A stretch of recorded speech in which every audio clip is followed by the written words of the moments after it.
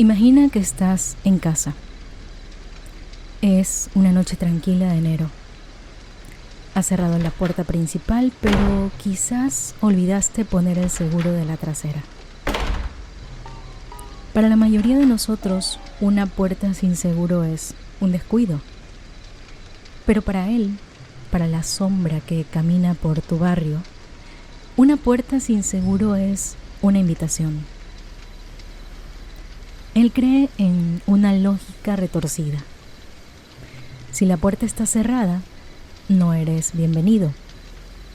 Pero si está abierta, es porque quieres que él entre. Es el 23 de enero de 1978. Teresa Walling, de 22 años, está embarazada y saca la basura. No sabe que alguien la observa desde la oscuridad. Un hombre desaliñado, con la ropa sucia y la mirada perdida. Un hombre que cree que su sangre se está convirtiendo en polvo y que su corazón se está encogiendo. Y la única medicina que su mente rota ha encontrado es la sangre de los demás. Cuando la policía entró a esa casa horas después, lo que encontraron no parecía una escena del crimen. Parecía el matadero de una pesadilla. Vasos de yogurt usados para beber sangre fresca, órganos extirpados con precisión quirúrgica y una brutalidad que superaba la película de terror más oscura. En esa escena no hubo robo o algún motivo pasional. Simplemente había un hombre desesperado por sobrevivir a sus propios demonios, alimentándose de la vida de otros.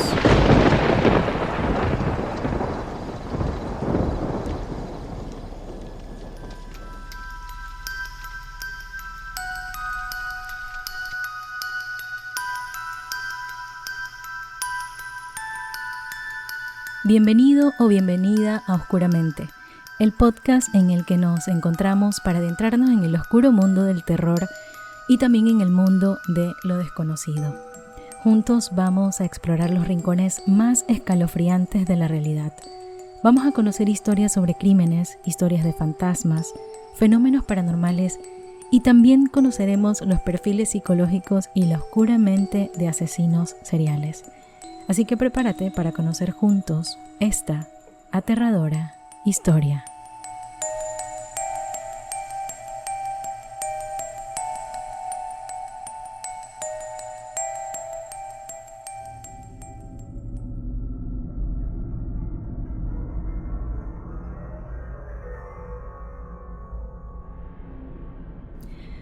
Hoy vamos a hablar de uno de los casos más bizarros y perturbadores en la historia criminal de los Estados Unidos. Un caso que hizo que el FBI reescribiera sus manuales sobre perfiles criminales. Y es que no estamos ante un asesino calculador y frío como por ejemplo Ted Bundy, ¿no? Sino estamos ante el caos absoluto. En este caso, les traigo la historia de Richard Chase, conocido mediáticamente como el vampiro de Sacramento. Este hombre mató a 6 personas en el lapso de un mes, impulsado por una delirante necesidad biológica. Y es que lo que hace a este caso realmente único y sobre todo aterrador es la mezcla de esquizofrenia paranoide descontrolada y una violencia extrema. ¿Hasta qué punto la mente humana puede distorsionar la realidad para justificar el canibalismo y el consumo de sangre como un método de supervivencia? Bueno, pues eso lo conoceremos el día de hoy. Para ello, pues viajaremos a Sacramento, la capital de California, exactamente a finales de los años 70. Era una época bastante extraña. Ya el llamado verano del amor pues había muerto hace mucho y California se había convertido en la zona cero de los asesinos en serie, como por ejemplo el asesino del Zodiaco, Edmund Kemper y Charles Manson también, que ya habían dejado su marca. En aquel momento, pues, la sociedad vivía en una paranoia constante. Y en este escenario de desconfianza nos encontramos con un vecindario de clase trabajadora, tranquilo, donde la gente pues aún confiaba en sus vecinos. Nuestros personajes principales son, por desgracia, familias inocentes que se cruzaron en el camino de un hombre enfermo. Pero también tenemos a una figura clave, un hombre llamado Robert Ressler. Es pues el legendario agente del FBI que acuñó el término de asesino en serie y cuyo perfil psicológico en este caso pues fue tan preciso que realmente asustó a la propia policía local. Y para refrescarles un poquito la memoria, o quizás contándoles este dato de las personas que no lo conocen, pues les cuento que Robert Ressler aparece como personaje principal en la serie Mindhunter, como el agente especial Bill Tench, personaje inspirado pues en este investigador. Y volviendo al tema, pues, ¿quién era Richard Chase? Y es que para entender el horror debemos mirar a su pasado. Nacido en 1950 en Sacramento, California, la vida de Richard pues fue una mecha encendida desde el principio.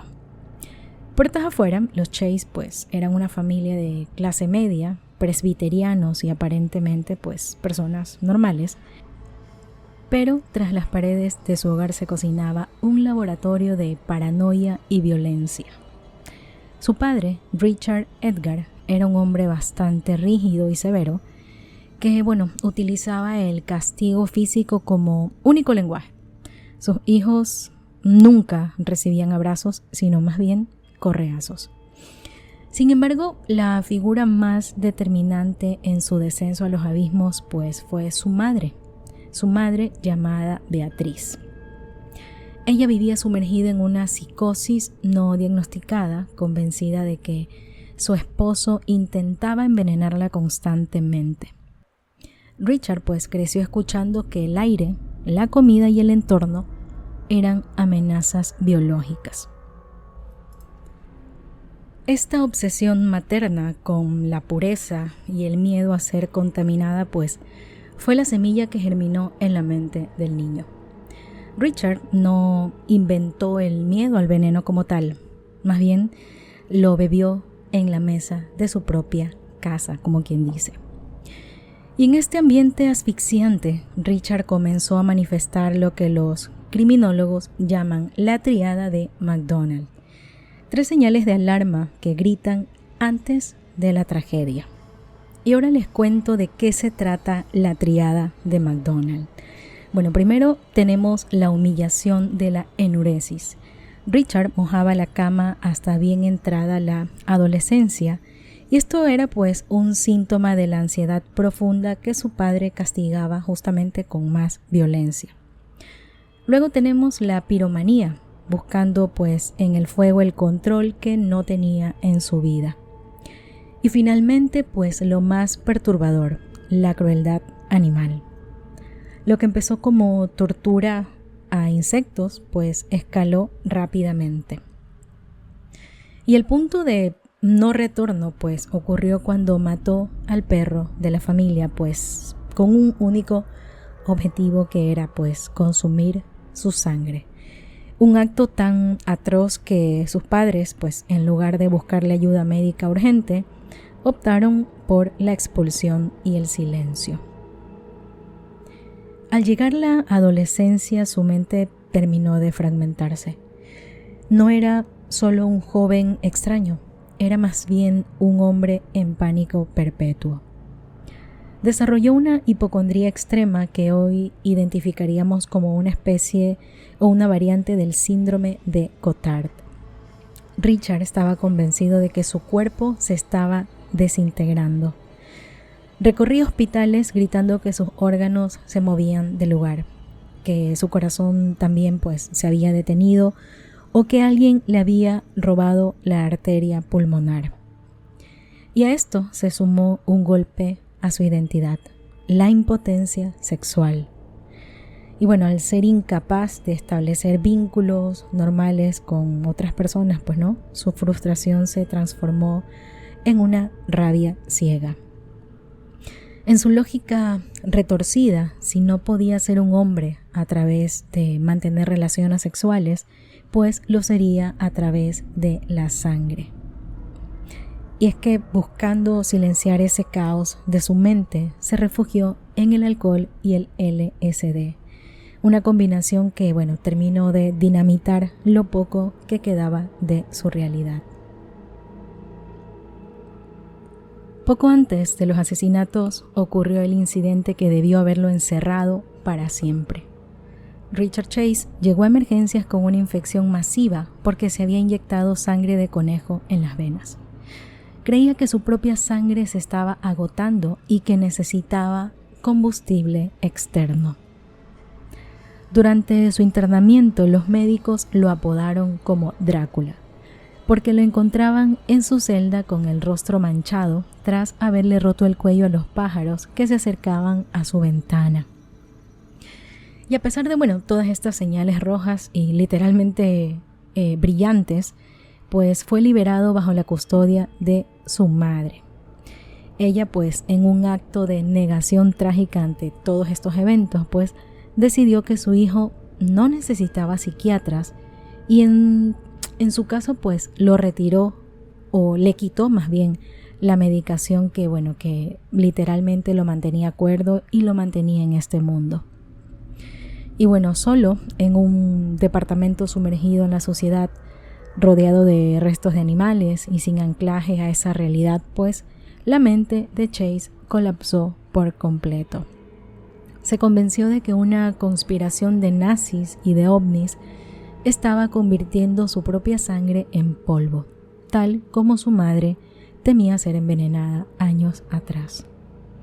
Y es que para Richard Chase, matar ya no era un crimen, más bien era un método de medicina desesperada. En su mente, pues, cada vida que arrebataba era una transfusión que lo alejaba de la muerte.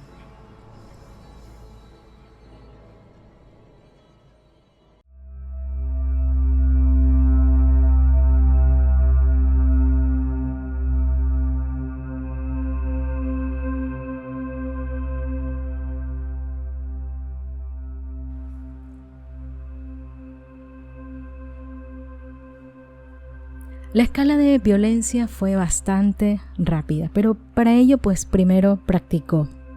El 29 de diciembre de 1977 disparó desde su auto a un ingeniero llamado Ambrose Griffin, matándolo al instante.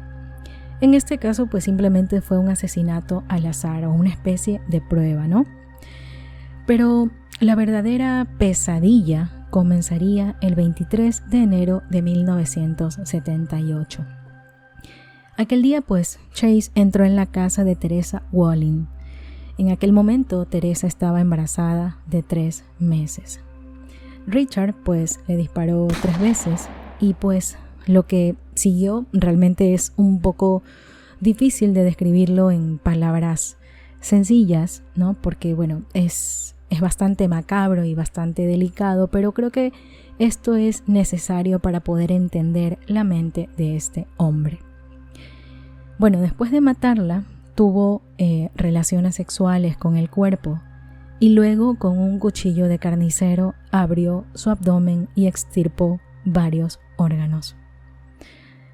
Hay algo curioso en este caso y es que, utilizó envases de yogur vacíos que encontró en la basura. Y esto pues lo utilizó para recoger la sangre de Teresa y beberla en ese mismo lugar, en la escena del crimen.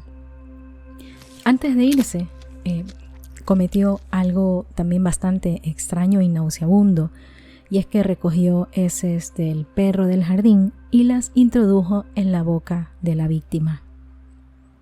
El 27 de enero, solo 4 días después, entró en la casa de otra mujer, en este caso una mujer llamada Evelyn Mirot de 38 años.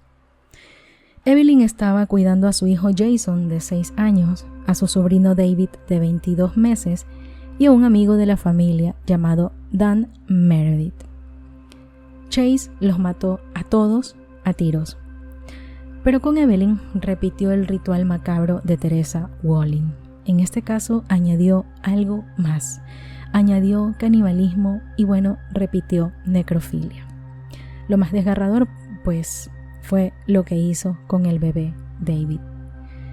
Y es que en este caso Chase se llevó el cuerpo del niño. Luego pues la policía encontraría al bebé algunos días después cerca de una iglesia.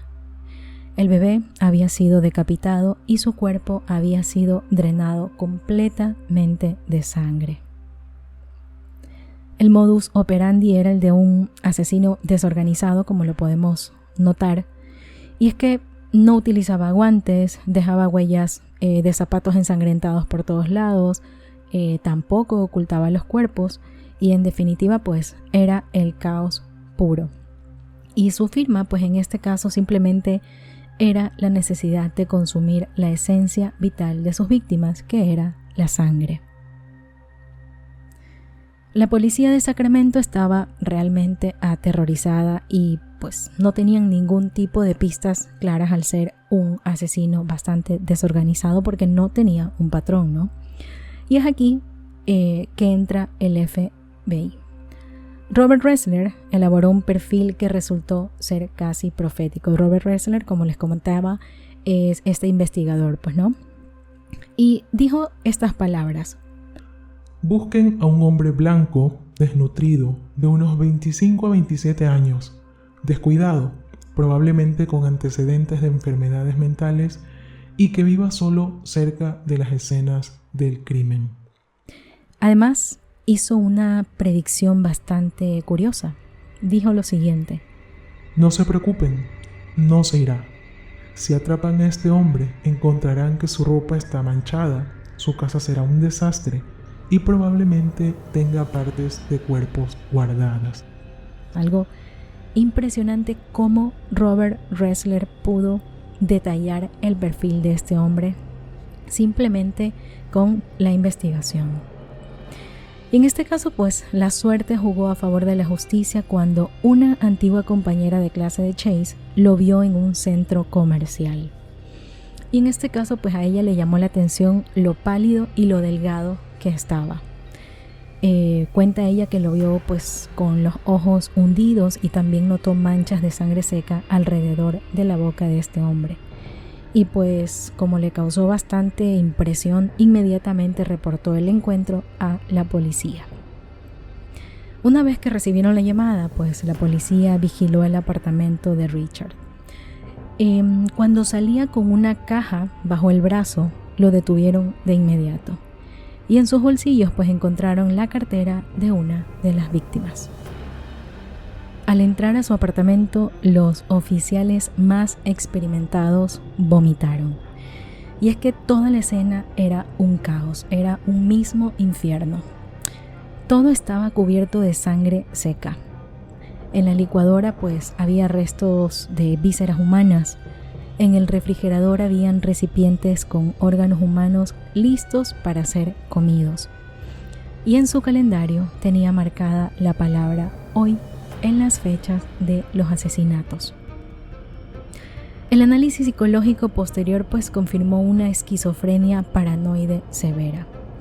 Los expertos teorizaron que Richard sufría de síndrome de Renfield, o en este caso conocido como el vampirismo clínico, o simplemente una especie de obsesión por beber la sangre. Sus motivaciones no tenían nada que ver con la parte sexual en un sentido tradicional y tampoco buscaba fama. Él realmente creía que si no bebía esa sangre, su corazón se iba a detener. Era en su propia mente pues un acto de supervivencia médica como tal. Y bueno, a pesar de la abrumadora evidencia de locura, el jurado pues estaba furioso por la brutalidad de todos los crímenes. Y en 1979, Richard Chase fue declarado culpable de 6 cargos de asesinato en primer grado y sentenciado a muerte en la cámara de gas.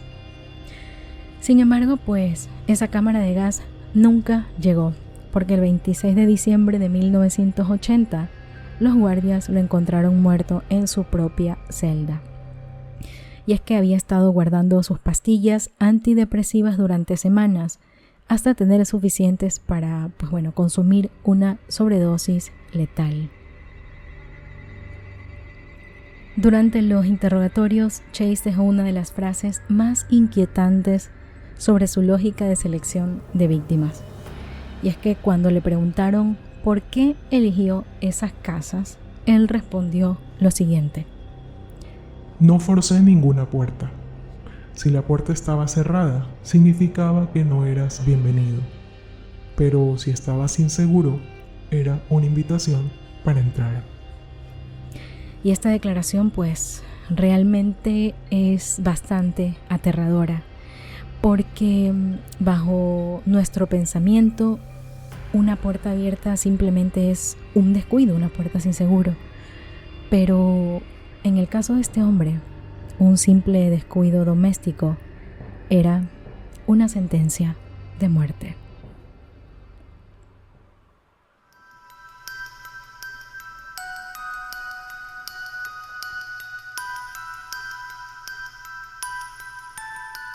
Y este ha sido nuestro episodio de hoy acerca de El vampiro de Sacramento. Un caso que nos hace mirar esas fallas en el sistema de salud mental, especialmente porque Richard Chase había dado todas las señales. El consumo de sangre de animales, internamientos previos, diagnósticos claros, ¿no?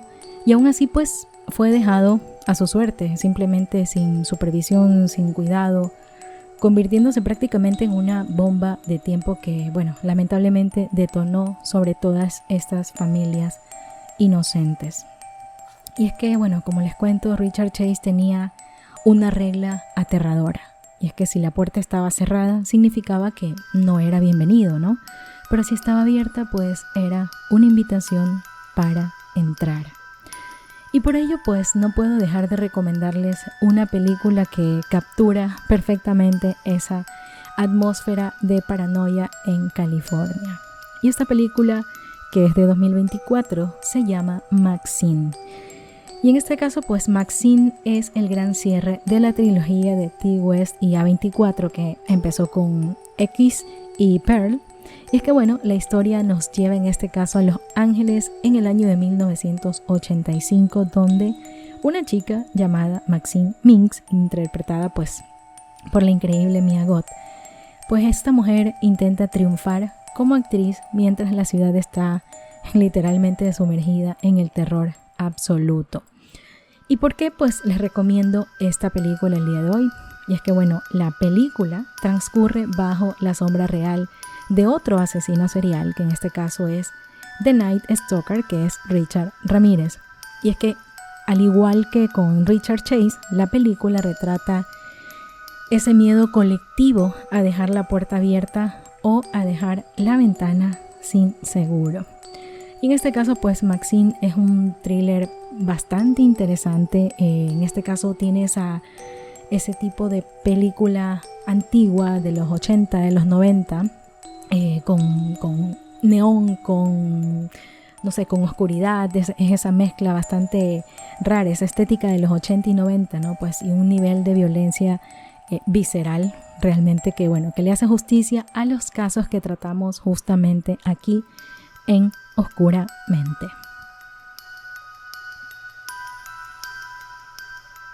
Y esto ha sido todo por hoy. No olvides seguirme en YouTube como Oscuramente Podcast, donde estoy subiendo todos los episodios poco a poco. También en Twitter e Instagram como @oscuramenteP y en TikTok como oscura.mente, donde encontrarán varios clips sobre cada episodio. Y por supuesto, suscríbete para que no te pierdas ningún episodio. Muchísimas gracias por acompañarme un día más. Mi nombre es Priscila Orellana. Y recuerden que los monstruos no siempre vienen de lejos. A veces caminan entre nosotros, en nuestras comunidades, ocultos tras una fachada de normalidad. Nos escuchamos en la siguiente.